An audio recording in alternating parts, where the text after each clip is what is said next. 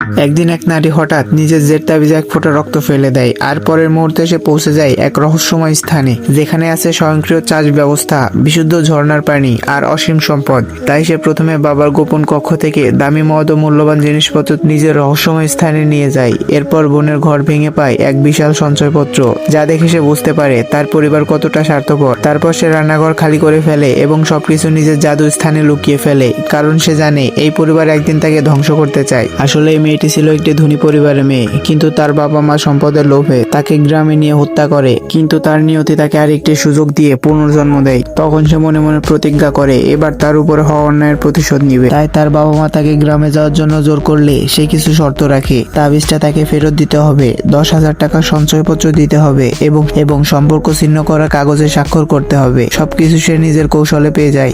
আর বাবা মা বাইরে গেলে সে তাবিজের রক্ত দিয়ে আবার রহস্যময় স্থানে প্রবেশ করে নতুন জীবন শুরু করে। সে বাজার থেকে কৃষি যন্ত্র, বীজ, ফলমূল এবং সবকিছু কিনে নিয়ে গোপন স্থানে প্রবেশ করে নতুন জীবন শুরু করে। অন্যদিকে সৎমা কিছু গুন্ডা ভাড়া করে তার বাড়িতে হানা দেয়। তারা ভাবে মেয়েটি এখন গ্রামে, বাড়িতে নিশ্চয়ই অনেক সম্পদ আছে। কিন্তু দরজা ভেঙে ভিতরে ঢুকে তারা দেখে ঘর একেবারে ফাঁকা, একটাও জিনিসপত্র নেই, যেন বাতাসে মিলিয়ে গেছে। তখন তারা নিজেদের ভিতর মারামারি শুরু করে। আর এদিকে মেয়েটি চালাকি করে কিছু জিনিসপত্র ছড়িয়ে ছিটিয়ে রাখে আর চোর চোর বলে চিৎকার করতে থাকে। তখন ভিতরে থাকা চোরগুলো বিপদের আশঙ্কা পেয়ে পালাতে গিয়ে ধরা খায়। ভিডিওটি কেমন লাগলো কমেন্টে জানাও, আর চ্যানেলে নতুন হয়ে থাকলে চ্যানেলটি সাবস্ক্রাইব করে সঙ্গে থাকো।